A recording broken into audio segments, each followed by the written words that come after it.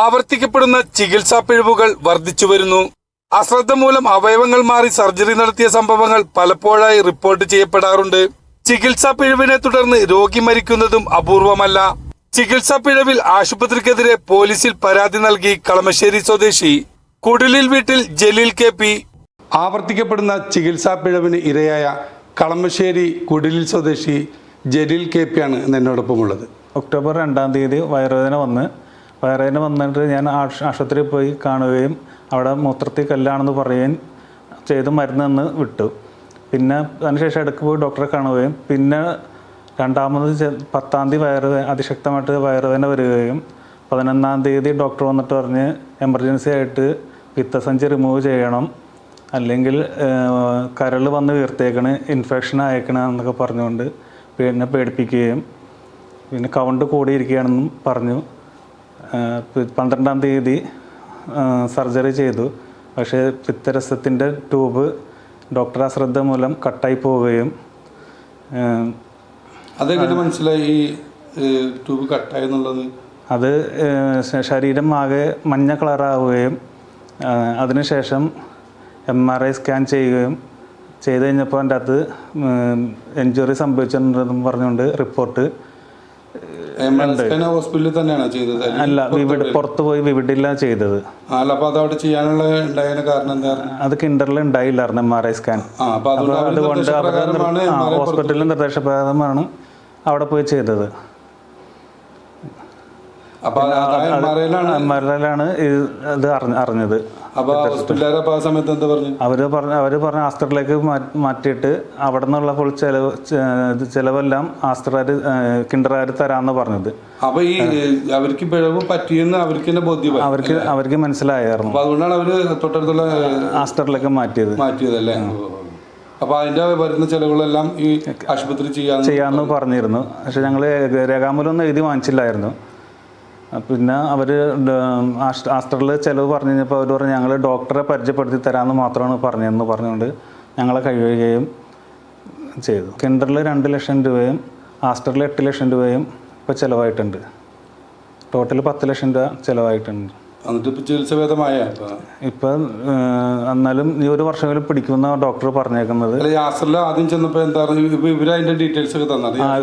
ഇവര് ഡീറ്റെയിൽസ് എല്ലാം എഴുതി ആ ഡോക്ടർക്ക് റിപ്പോർട്ട് എഴുതി കൊടുത്തിട്ടുണ്ട്. ഇങ്ങനെ സംഭവിച്ചെന്നും കട്ടായെന്നും പറഞ്ഞുകൊണ്ട് ഇഞ്ചുറി സംഭവിച്ചെന്നും പറഞ്ഞുകൊണ്ട് കൊടുത്തിരുന്നു.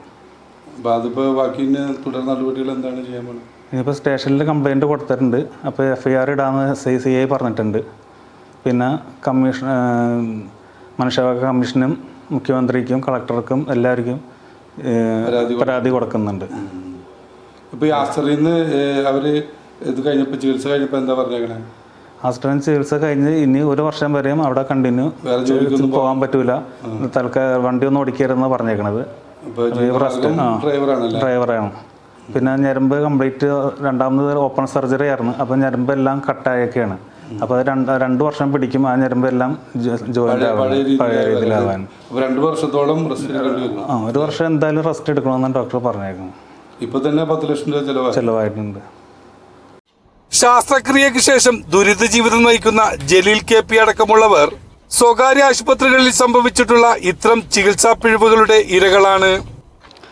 മൂത്രത്തിക്കല്ലായിട്ടാണ് ഇക്കാക്ക് 2-ാം തീയതി തുടങ്ങി. ഒക്ടോബർ 2-ാം തീയതി മുതൽ നമ്മൾ അവിടെ ഡോക്ടറെ കണ്ടു തുടങ്ങിയത്. കാഷ്വാലിറ്റിയെ കണ്ടു. പിന്നെ അത് കഴിഞ്ഞ് പിറ്റേ ദിവസം ഫിസിഷ്യനെ കണ്ടു. അപ്പോൾ ഡോക്ടർ സ്കാൻ ചെയ്തു കഴിഞ്ഞപ്പോൾ പറഞ്ഞു മൂത്രത്തിക്കല്ലാണ്, 3.5 mm ഉള്ളൂ, അത് വലിയ കാര്യമാക്കാനില്ല എന്ന് പറഞ്ഞു. പിന്നീട് വീണ്ടും അസ്വസ്ഥതകൾ ചെറുതായിട്ട് തുടങ്ങിയപ്പോൾ ഞങ്ങൾ അവിടെ വിളിച്ചു ചോദിച്ചപ്പോൾ യൂറോളജിസ്റ്റിനെയാണ് കാണേണ്ടതെന്ന് പറഞ്ഞു. ഡോക്ടർ തരുൺ എന്ന് പറഞ്ഞ ഡോക്ടർ ഒരു 7-ാം തീയതി അന്നത്തെ ദിവസമാണ് ആ ഡോക്ടർ ഉണ്ടാവുള്ളൂ. അപ്പോൾ അന്ന് ഞങ്ങൾ പോയി ഒരു വൈകിട്ട് 4 മണി തുടങ്ങി 5 മണി വരെ എന്ന് പറയുകയും ചെയ്ത്.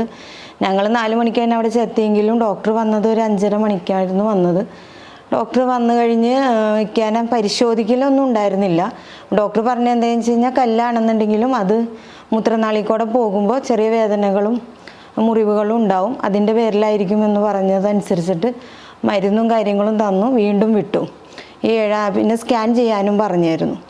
7-ാം തീയതി ഞങ്ങൾ വീണ്ടും പോകുന്നതിന് ശേഷം 10-ാം തീയതി ആയപ്പോഴത്തേക്കും ആൾക്ക് ഭയങ്കര ബുദ്ധിമുട്ടായിട്ട് ഞങ്ങൾ വീണ്ടും ഹോസ്പിറ്റലിൽ അഡ്മിറ്റ് ആവുകയാണ് ചെയ്തത്.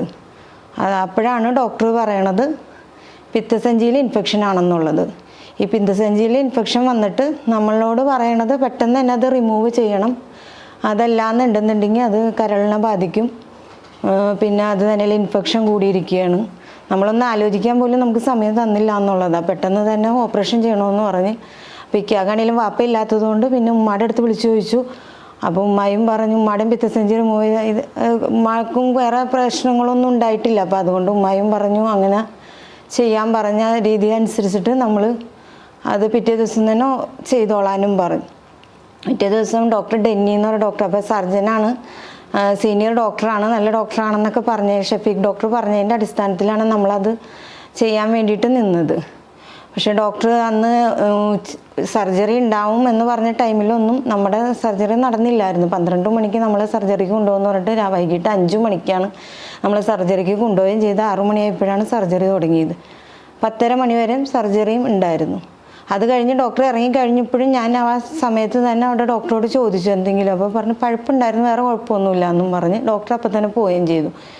പിറ്റേ ദിവസം ഞാൻ ഇതിൻ്റെ കാര്യങ്ങൾ അറിയാൻ വേണ്ടിയിട്ട് ഡോക്ടറെ സമീപിക്കുകയും ICUവിൽ ചെന്ന് വിവരങ്ങൾ അന്വേഷിക്കുകയൊക്കെ ചെയ്തു. അപ്പോൾ ഡോക്ടർ പറഞ്ഞ് കുഴപ്പമൊന്നുമില്ല, ഇങ്ങനെ പിത്തസഞ്ചി റിമൂവ് ചെയ്ത പിത്തസഞ്ചിയിൽ പഴുപ്പുള്ളതുകൊണ്ട് പൊട്ടിയിട്ടുണ്ടായിരുന്നു എന്നുള്ളൊരു ചെറിയൊരു ഇത് പറഞ്ഞായിരുന്നു. ആ ഇതനുസരിച്ചിട്ട് ഞങ്ങൾ അപ്പോൾ അങ്ങനെ പൊട്ടി, എന്നാലും വേറെ കുഴപ്പമൊന്നുമില്ല എന്ന് തന്നെയാണ് ഡോക്ടർ പറഞ്ഞത്. പിന്നെ ആൾക്ക് പിന്നെ ഞാൻ നോക്കിയപ്പോൾ മഞ്ഞപ്പ്, ഭയങ്കര ശക്തമായ മൂത്രം മഞ്ഞപ്പ്, അതേപോലെ ശരീരം മഞ്ഞപ്പ്, അങ്ങനെയുള്ള കാര്യങ്ങൾ. പിന്നെ സർജറി കഴിഞ്ഞ ഡോക്ടർ പിന്നീട് ഒരു 3 ദിവസം കഴിഞ്ഞിട്ടാണ് നമ്മളെ പിന്നെ കാണാൻ വന്നത് തന്നെ. അപ്പോഴും ജസ്റ്റ് ഒന്ന് വന്ന് നമ്മളൊന്ന് സംസാരിക്കാൻ ഒരു 3-4 നഴ്സുമാരും എല്ലാവരും കൂടി ചേർന്ന് അങ്ങോട്ട് വന്ന് പെട്ടെന്ന് തന്നെ അങ്ങോട്ട് പോകും. അപ്പോഴും ഡോക്ടർ നമ്മളോട് മഞ്ഞപ്പിത്തം ഉണ്ടായിരുന്നു എന്നുള്ള രീതിയിലാണ് സംസാരിക്കണത് മൊത്തം. അത് കഴിഞ്ഞ് സർജറി കഴിഞ്ഞ് 12-ാം തീയതി ആയിരുന്നു സർജറി. 15-ാം തീയതിക്ക് ഒരു ശ്വാസതടസ്സമൊക്കെ പോലെ ബുദ്ധിമുട്ട്, അതുകൂടാതെ മേത്ത് ചൊറിച്ചിൽ എന്ന് പറഞ്ഞു കഴിഞ്ഞാൽ ഇൻഫെക്ഷൻ പോലെ പൊങ്ങിയൊക്കെ ചെയ്തിട്ട് ഇവരുടെ സിസ്റ്ററോട് പറഞ്ഞിട്ട് വലിയ കാര്യമാക്കണില്ല. പിന്നെ കരഞ്ഞും കൊണ്ട് തന്നെ പറഞ്ഞത് സിസ്റ്റർ ഇക്കാക്ക് ഒട്ടും വയ്യാത്തതുകൊണ്ട്, അല്ലെങ്കിൽ അങ്ങനെ പറയില്ല എന്ന് പറഞ്ഞനുസരിച്ചിട്ട് വേഗം തന്നെ സിസ്റ്റർ ഡോക്ടർ പോയ ഡോക്ടറായിരുന്നു, ചെയ്ത ഡോക്ടറല്ല ഷെഫീഖ് എന്ന് പറയണത്. പക്ഷേ പുള്ളിക്കാരൻ ഒരു 7 മണി 7:30 മണിക്ക് ആയപ്പോഴത്തേക്കും ഡോക്ടർ വരെയും അതനുസരിച്ചിട്ടുള്ള സ്കാനിങ് എക്സ്റേ എടുക്കാൻ കൊണ്ടുപോയി. അതുകൂടാതെ നെബുലൈസേഷൻ കൊടുത്തു. പിന്നെ അതുകൂടാതെ മറ്റേ മരുന്നുകളും അതിനുള്ള ട്രീറ്റ്മെൻറ്റുകളും, അതായത് ആ ചൊറിച്ചിലിനുള്ള അവിൽ നിന്നുള്ള ഒരു ഇഞ്ചക്ഷനൊക്കെ കൊടുക്കാൻ പറഞ്ഞ് ഒക്കെ കൊടുത്ത് ഒന്ന് സോൾവൊക്കെ ആക്കിയിട്ട് പോയി. അപ്പോഴെൻ്റെ ആങ്ങളെയും കൂടെ ഉണ്ടായിരുന്നു. അപ്പോൾ ഡോക്ടറോട് വ്യക്തമായിട്ട് ചോദിച്ചതാണ് എന്താണ്, എന്തെങ്കിലും ബുദ്ധിമുട്ടുണ്ടോ അല്ലെങ്കിൽ വേറെ എവിടെയെങ്കിലും കാണിക്കണോ എന്നൊക്കെ ചോദിച്ചപ്പോഴും ഡോക്ടർ പറഞ്ഞു ഒരു കുഴപ്പമില്ല, ആൾക്ക് ഒരു കുഴപ്പമില്ല എന്നുള്ള രീതിയിൽ തന്നെ പറഞ്ഞത്. പിന്നീട് വീണ്ടും നമുക്ക് ഇങ്ങനെ അറിയില്ലല്ലോ, മഞ്ഞപ്പിത്തം എന്നാണ് ഇവർ പറയുന്നുള്ളൂ. ഇതിൻ്റെ ഇതാണ് ഇവർ സർജറി കഴിഞ്ഞ് കഴിഞ്ഞിട്ട് ഇത് ഇങ്ങനെ സ്റ്റിച്ച് ചെയ്ത് വച്ചേക്കണം എന്നുള്ളതൊന്നും നമുക്കറിയില്ലാത്തതിൻ്റെ പേരിൽ നമ്മളിങ്ങനെ മഞ്ഞപ്പിത്താണെന്നുള്ള രീതിയിൽ തന്നെ കൊണ്ടുപോയി. ലാസ്റ്റ് 18-ാം തീയതി ആയപ്പോഴത്തേക്ക് ഒരു സ്കാനിങ് പറഞ്ഞു. സ്കാനിങ്ങിൽ നമ്മളോട് അവർ പറയാനുണ്ടായില്ല, നമുക്കത് നമ്മൾ മെയിൽ വഴി ആ സ്കാനിങ് റിപ്പോർട്ട് നമ്മൾ അവരുടെ നിന്ന് വാങ്ങിച്ചെടുക്കുകയാണ് ചെയ്തത്. നമ്മൾ വിവിഡിൽ നിന്നും നിന്നുള്ള സ്കാനിങ് റിപ്പോർട്ട് ഞങ്ങളിവിടെ ഞങ്ങളുടേതായ റിലേഷനിലുള്ള ഡോക്ടേഴ്സിനൊക്കെ അയച്ചു കൊടുത്തപ്പോൾ അവർ പറഞ്ഞു ഇങ്ങനെ ഒരു ഇഞ്ചുറി സംഭവിച്ചേക്കണതാണെന്നുള്ളത്. അങ്ങനെ തന്നെയാണ് ഞങ്ങൾ വേഗം തന്നെ ഇവിടെ നിന്ന് മാറ്റിത്തന്നോ ഹോസ്പിറ്റലിലോട്ട് എവിടെയെങ്കിലും മാറ്റിത്തന്നോ ഡോക്ടറോട് പറയുകയും ചെയ്തു. ഡോക്ടർ അപ്പോൾ തന്നെ ഷെഫീഖ് ഡോക്ടറായിരുന്നു. ഡെന്നി ഡോക്ടർ അപ്പോഴും നമ്മളായിട്ട് വന്നില്ല, മറ്റേ ഹോസ്പിറ്റലിലോട്ട് മാറ്റി തരുകയും ചെയ്തു. അപ്പോൾ ആ പോണ സമയത്ത് നമ്മളിങ്ങനെ ഇതാക്കി പ്രശ്നവും കാര്യങ്ങളൊക്കെ ഉണ്ടാക്കി കഴിഞ്ഞ് കഴിഞ്ഞപ്പോൾ അവർ പറഞ്ഞത് ഇനിയുള്ള കാര്യങ്ങളും ക്യാഷിൻ്റെ കാര്യങ്ങളൊക്കെ അവർ ക്യാഷ് എന്ന് തന്നെ പറഞ്ഞ എല്ലാ കാര്യങ്ങളും ഇവർ തന്നെ നോക്കിക്കോളാം, നമ്മളത് എഴുതി മേടിക്കാനുള്ളൊരു മാനസികാവസ്ഥയിലല്ലായിരുന്നു. അതിൻ്റെ പേരിൽ നമ്മളത് എഴുതി മേടിക്കാതിരുന്നത്. പിന്നെ അവിടെ ചെന്ന് കഴിഞ്ഞിട്ട് ക്യാഗ് പിത്തരസം അവിടെ കെട്ടിക്കിടന്നിട്ടായിരുന്നു ആ ബുദ്ധിമുട്ട് അനുഭവം. പിന്നെ അവർ എന്താണെന്ന് വെച്ച് കഴിഞ്ഞാൽ ഒരു ട്യൂബിലൂടെ പുറത്തോട്ട് അത് പിത്തരസം പോകാനുള്ളൊരു ട്യൂബ് ഒരു 3-4 ദിവസം കഴിഞ്ഞ് കഴിഞ്ഞപ്പോൾ തന്നെ അവരവിടെ നിന്ന് ആശ്രയിൽ നിന്ന് വിട്ടിട്ട് സർജറി ചെയ്യണമെന്നുണ്ടെങ്കിൽ 1 മാസമെങ്കിലും വെയിറ്റ് ചെയ്യണമെന്ന് തന്നെ പറഞ്ഞു. കാരണം അവിടെ കരളിലോട്ട് എന്തെങ്കിലും നമുക്കൊരു ട്യൂബോ എന്തെങ്കിലും തുന്നി പിടിപ്പിക്കണമെന്നുണ്ടെങ്കിൽ പിടിപ്പിച്ചാൽ ഇരിക്കില്ല എന്ന് തന്നെ ഡോക്ടർ പറഞ്ഞത്. അപ്പോൾ അതിന് വേണ്ടിയിട്ട് കരൾ തന്നെ ഒരു ഇതുപോലെ ഒരു ഉൽപ്പാദിപ്പിക്കുന്ന രീതിയിൽ ഒരു തടിപ്പുണ്ടായാൽ മാത്രമാണ് നമുക്കവിടെ എന്തെങ്കിലും ചെയ്യാൻ പറ്റുള്ളൂ എന്ന ഇതനുസരിച്ചിട്ടാണ് ഞങ്ങൾ അവിടെ നിന്ന് ഡിസ്ചാർജ് മേടിച്ച് പോകുന്നത്. ഡോക്ടർ പറഞ്ഞനുസരിച്ച്. അതിന് ശേഷം പിന്നെ വീണ്ടും പിത്തരസം വന്ന് ആ ട്യൂബിൽ വരൽ പെട്ടെന്ന് നിന്ന് കഴിഞ്ഞ് കഴിഞ്ഞപ്പോൾ തന്നെ ഡോക്ടർ പറഞ്ഞ് ഇനി പെട്ടെന്ന് തന്നെ ചെയ്യണം, അല്ലെങ്കിൽ എന്താണെന്ന് വെച്ച് കഴിഞ്ഞാൽ ഈ ബിർലൂബിൻ്റെ അളവ് കൂടിക്കൊണ്ടിരിക്കും. അപ്പോൾ പെട്ടെന്ന് തന്നെ ചെയ്യുകയാണ് ചെയ്തത്. ഇപ്പം സർജറി കഴിഞ്ഞു എന്നുണ്ടെങ്കിൽ ആൾ മാനസികമായി ശാരീരികമായിട്ട് ഒത്തിരി ബുദ്ധിമുട്ടുകൾ അനുഭവിച്ചിട്ടുണ്ട് ഇതേവരെ. അതിൻ്റെ പേരിൽ തന്നെയാണ് ഇവരായിട്ട് നമ്മൾ കോണ്ടാക്ട് ചെയ്ത് 1-2 പ്രാവശ്യം നമ്മൾ അവിടെ അവർ പറയണ അനുസരിച്ചിട്ട് അവരുടെ രീതിയിൽ തന്നെ മീറ്റിങ്ങും കാര്യങ്ങളും അറേഞ്ച് ചെയ്ത് നമ്മളവിടെ പോവുകയും എല്ലാം ചെയ്തതാണ്. പക്ഷേ ഇവർ നമ്മളിട്ട് കളിപ്പിക്കുന്നതല്ലാണ്ട് ഒരു വ്യക്തമായ ഒരു മറുപടി തരികയോ ഒന്നും ഇവരുടെ ഭാഗത്തുനിന്ന് ഉണ്ടായിട്ടില്ല. സത്യം പറഞ്ഞു കഴിഞ്ഞാൽ എപ്പോഴും നമ്മൾ പറയണതെല്ലാം അവർ നിസ്സാരമായിട്ടാണ് വൽക്കരിച്ച് കളയണത്. അവർ ഒന്നും ഒരു പ്രശ്നവും ഇല്ല എന്നുള്ള രീതിയിൽ. ഇക്കാകാണെന്നുണ്ടെങ്കിൽ ഇപ്പോൾ ചെറുകുടൽ 2 ഭാഗത്ത് ആ ചെറുകുടൽ തന്നെ 2 സ്ഥലത്ത് കട്ട് ചെയ്തിട്ട് ഒരു ഭാഗം കരളിലോട്ട് യോജിപ്പിച്ചേക്കണം, മറ്റേ ഭാഗം ആമാശയത്തിൽ നിന്ന് വന്ന ഭാഗത്ത് യോജിപ്പിച്ചേക്കണം. അങ്ങനെയുള്ളൊരു വലിയ സർജറി ആയിരുന്നു. 4 മണിക്കൂർ പറഞ്ഞിട്ട് 7 മണിക്കൂറാണ് സർജറികൾ നീണ്ടു നിന്നത് തന്നെയല്ല അതിൻ്റേതായ ഓപ്പൺ സർജറി ആയിരുന്നു. ട്യൂബൊക്കെ ഇടലും കാര്യങ്ങളും പ്രശ്നങ്ങളൊക്കെ ആയിട്ട് അത്രയധികം ബുദ്ധിമുട്ടുകളും പുള്ളിക്കാരൻ അത് അനുഭവിച്ചിട്ടുണ്ട്. വീട്ടിലാണെങ്കിലും നമുക്ക് ഒരു ആൺതുണ എന്ന് പറയണത് ഇക്ക മാത്രമേ ഉള്ളൂ. വാപ്പായി മരിച്ചു, ഉമ്മാക്കാണെങ്കിൽ ഒരു മോനാണുള്ളത്. മക്കളാണെങ്കിലും എല്ലാവരും ആ രീതിയിൽ പ്രയാസപ്പെട്ടാണ് ഇപ്പം മുന്നോട്ട് പോകുന്നത്. ഇപ്പോഴും അവരോട് സംസാരിക്കുമ്പോൾ അവർക്ക് നെവർ മൈൻഡായിട്ട് തന്നെയാണ് ഇവർ വിട്ട് കളയണത് എല്ലാ കാര്യങ്ങളും. അപ്പം അതിൻ്റെ പേരിൽ ഞങ്ങൾ എന്തായാലും കേസ് കൊടുക്കുകയാണ്. അപ്പോൾ ആ കേസ് കൊടുത്തിട്ട് ഇപ്പോൾ FIR ഇതേവരെ അവരിൽ നിന്നൊരു നല്ലൊരു മറുപടി വരും എന്ന് പ്രതീക്ഷയാണ് ഇത്രയും ദിവസം വെയിറ്റ് ചെയ്തുകൊണ്ടിരുന്നത്. അപ്പോൾ അവർ ഇപ്പോൾ സംസാരിക്കുന്ന രീതികൾ മൊത്തം ഇതേപോലെ വെറും മോശമായ ഒരു രീതിയിലാണ് സംസാരം പോലും. അപ്പം അതിൻ്റെ പേരിൽ നമ്മൾ FIR ഇടാൻ CID അടുത്ത് ആവശ്യപ്പെട്ടിട്ടുണ്ട്.